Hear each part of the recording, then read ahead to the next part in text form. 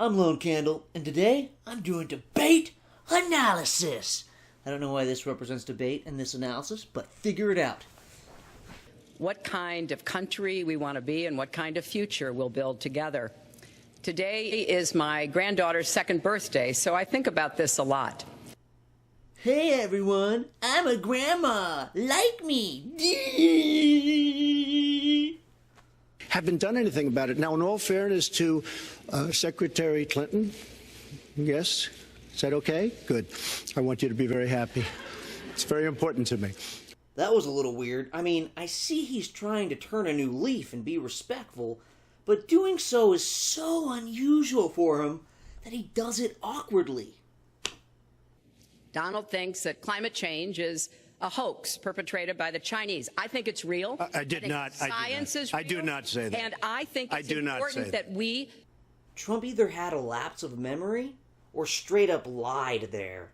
He tweeted, quote, "The concept of global warming was created by and for the Chinese in order to make U.S. manufacturing non-competitive."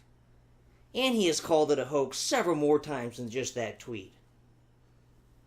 Trump used a classic anti-Obama tactic by citing the big numbers of new debt since Obama came into office. But this is incredibly misleading. Government spending isn't reset when a president comes into office. The U.S. government is already spending and already has spending obligations. On top of that, Obama was handed a huge recession, and that automatically increases the debt. A recession means less tax revenue and automatic spending from laws already on the books that help out those that are put into trouble by the recession. So, just citing big debt numbers over the last 8 years and blaming it on Obama is folly and a clue for when someone isn't making a serious argument.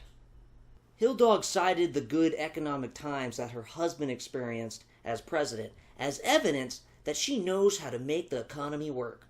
She was involved in her husband's White House, and no doubt that was valuable experience. But she's acting like the 90s good times was caused by Bill Clinton. Whether the economy is strong or weak during a presidency usually has little to do with who is president. A government sure can ruin an economy if the president takes some horrible actions, but he is usually not the cause of the current boom or bust. So she's claiming too much credit for her husband and for her. I kind of assumed that there would be a lot of these charges and claims. And so Facts. We have taken the homepage of my website, HillaryClinton.com, and we've turned it into a fact checker. So if you want to see in real time what the facts are, please go and take a look. And take a look at mine also, and you'll see. It would have been more satisfying for me if Hilldog went after Trump more when he stated obvious falsehoods or misleading statements. But she apparently had a laid-back strategy. Instead, she had her website fact-check him. Trump hilariously said his did too, but his site wasn't doing that. Silly Donald. It was a funny moment, though. You know what? It's no different than this. She's telling us how to fight ISIS. Just go to her website. She tells you how to fight ISIS on her website. I don't think General Douglas MacArthur would like that too much. The next segment, we're continuing the subject of... Well, at least I have a plan to fight ISIS. No, you're telling the enemy everything you want to do. No, we're not. See, you're telling the enemy everything you want to do. No wonder you've been fighting. No wonder you've been fighting ISIS your entire adult life. Folks, go to the fact checkers. Get folks, to work. You are unpacking a lot here. This was one of the most laughable comments of the night. ISIS hasn't existed for Hilldog's entire life. We can throw Trump a bone on this one and call it a gaffe. Here's an exchange on loans to Trump from his father.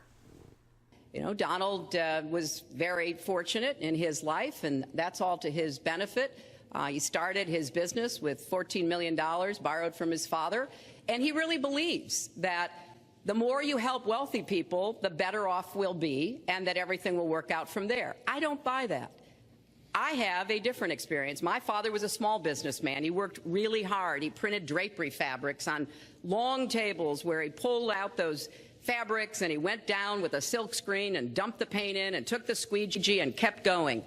And so what I believe is the more we can do for the middle class, the more we can invest in you, your education, your skills, your future, the better we will be off and the better we'll grow. That's the kind of economy I want us to see again. Let me follow up with Mr. Trump if I can. You've talked about creating 25 million jobs, and you promised to bring back millions of jobs for Americans. How are we going to bring back the industries that have left this country for cheaper labor overseas? How specifically are you going to tell American manufacturers that you have to come back? Well, for one thing, and before we start on that, my father gave me a very small loan in 1975, and I built it into a company that's worth many, many billions of dollars with some of the greatest assets in the world. Trump did borrow a total of $14 million from his dad and took advantage of his dad's business contacts. So he had a huge leg up to start his business. That doesn't mean he didn't do a good job and grow it, but he did get fatherly help that most Americans can only dream of. And he lies about this when he says the loan or loans were small. Trump uses a classic outsider argument by saying Hill Dog has been in government for years and should have been getting things done. The problem is, Trump doesn't seem to have any real ideas of how she could have done better. It's easy to see bad things happening, some will always occur, and then blame them all on people in power. That connection isn't always there, and if Trump wants to give me any confidence in him, he has to also say what she should have done differently. Truth is, Trump is just blaming whatever he can on Hill Dog, whether it is fair or not. And he even admits it. I have a feeling that by the end of this evening, I'm going to be blamed for everything that's ever happened. Why not? Why not? Yeah, why not? And we have a Fed that's doing political things. This Janet Yellen of the Fed is doing political by keeping the interest rates at this level.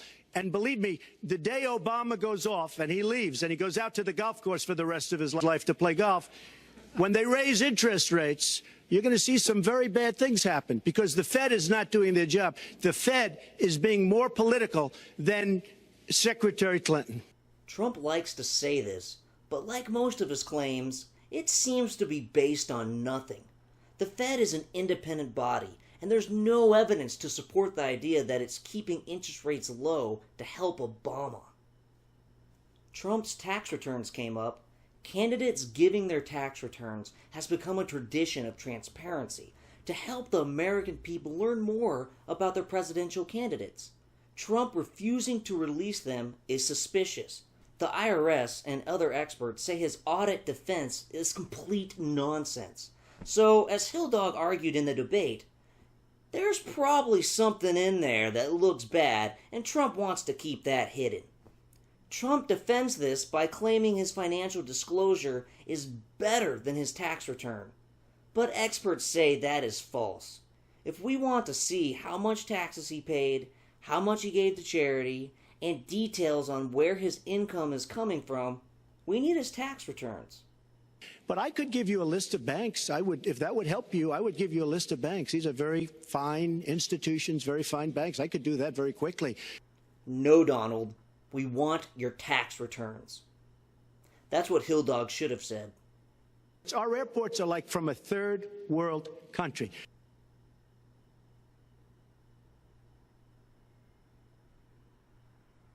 Trump's answer to a lot of things is law and order. And I mean that is his answer. Instead of telling us what he means by that, he multiple times just says law and order. I really don't know what he means by that. In the debate, he had enough time to explain, but he didn't. I'm not sure he even knows what he means by that. We have gangs roaming the street, and in many cases, they're illegally here, illegal immigrants, and they have guns, and they shoot people. Are some illegal immigrants gang members? Yeah. But in general, illegal immigrants are not criminals any more so than citizens, outside of course, illegally crossing the border. So to bring up illegals in this discussion, Trump is misleading the public by making it seem like there is a particular problem with illegal immigrant violence. He's feeding into anti-immigrant bias, and that's a bad thing. Hilldog and Trump had a little back and forth on the effects of New York City's stop and frisk policy, where police stop people and frisk or question them. Trump supported it, Clinton did not.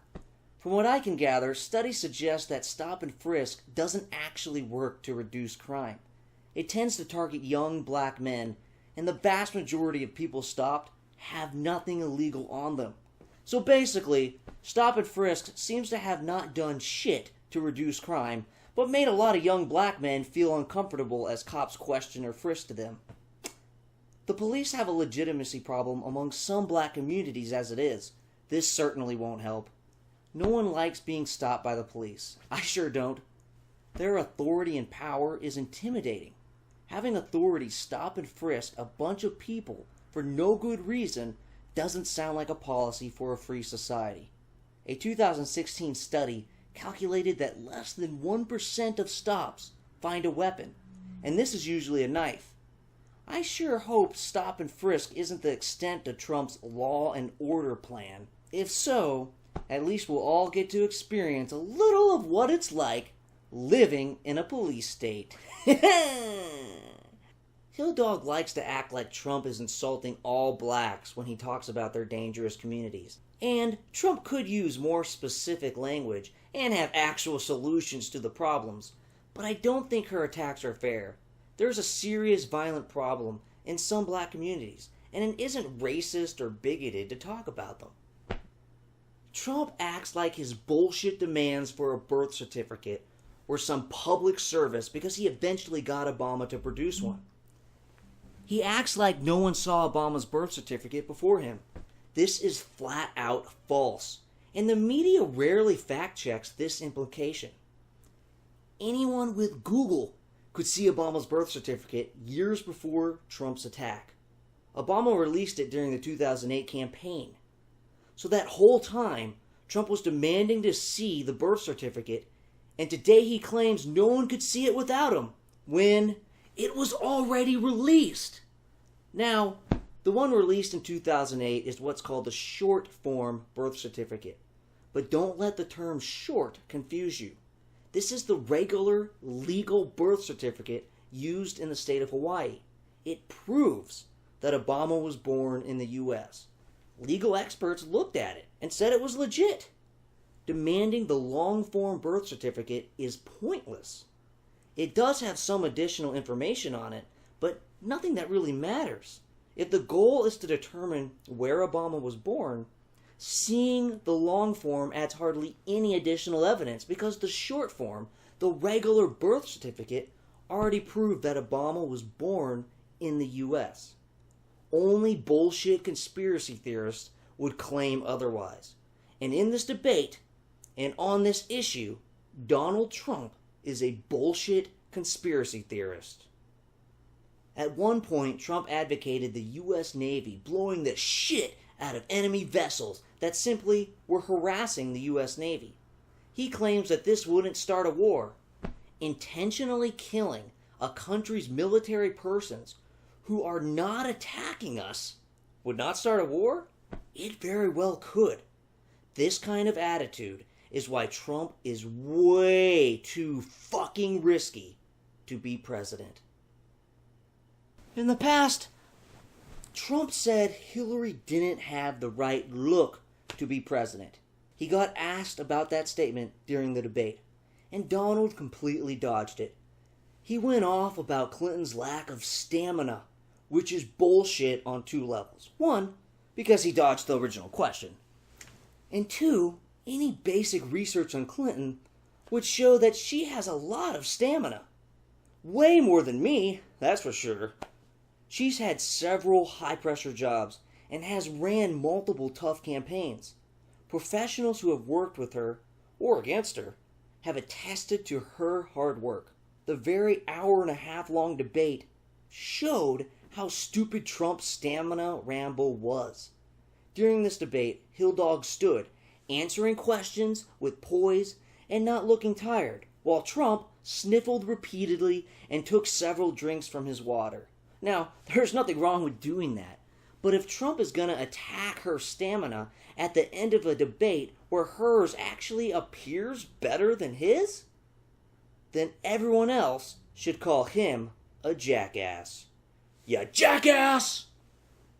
Trump said this. Who has said pregnancy is an inconvenience to employers, who has said women. But he must have forgot about this. Pregnancy is never, it's a wonderful thing for the woman, it's a wonderful thing for the husband. It's certainly an inconvenience for a business. And whether people want to say that or not, the fact is it is an inconvenience for a person that is running a business. The dumbest thing here is, it's okay. Pregnancy is an inconvenience for employers. If an employee has to miss a lot of time from work, that is a huge inconvenience. That work still has to be done despite the motherly role. So yeah, it's a huge inconvenience. Trump could have acknowledged this fact, but then also talked about the importance of motherhood and how we should be a society that helps women balance motherhood and work, or something like that.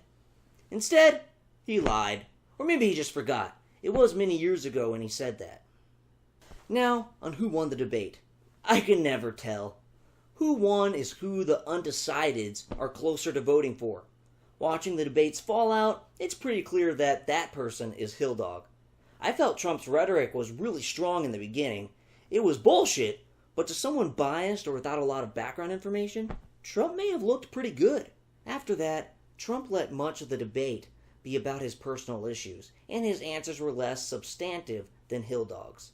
So I guess that's where Hill Dog won. I don't know. I was pretty bored after the first 20 minutes. Yeah. Well, I'm Lone Candle. Like me? Comment me. Love me. Yeah.